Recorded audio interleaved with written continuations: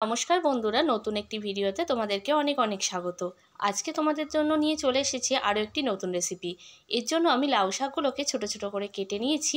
এবার একটা কড়াইয়ে দিয়ে দিয়েছি পরিমাণ মতো জল, আর তাতে দিয়েছি হাফ চামচ পরিমাণ লবণ। আর মুগ ডালটা এখানে আমি কাঁচাই সেদ্ধ করে নিচ্ছি, তোমরা যদি চাও শুকনো খোলায় ভেজেও সেদ্ধ করে নিতে পারো। এখন তোমরা দেখতেই পাচ্ছ ডালটা কিন্তু ঠিকঠাক মতো সেদ্ধ হয়ে গেছে। এবার আমি কড়াই নিয়ে নিয়েছি পরিমাণ মতো সর্ষের তেল।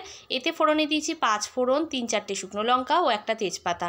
ফোড়নের সুন্দর গন্ধ বেরিয়ে আসলে এর মধ্যে দিয়ে দিচ্ছি কেটে রাখা লাউ শাক। তাতে দিয়ে দিয়েছি পরিমাণ মতো লবণ, হাফ চামচ হলুদ গুঁড়ো।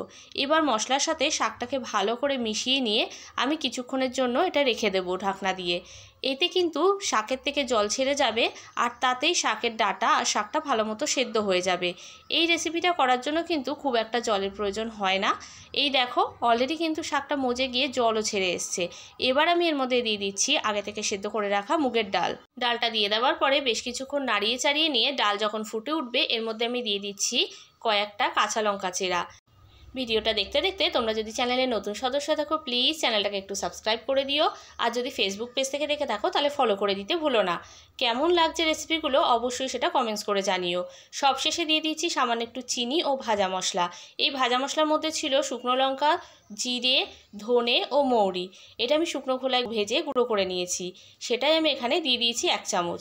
এবার ডালটাকে কিছুক্ষণ ফুটিয়ে নিলেই তৈরি হয়ে যাবে লাউ শাক দিয়ে মুগের ডাল।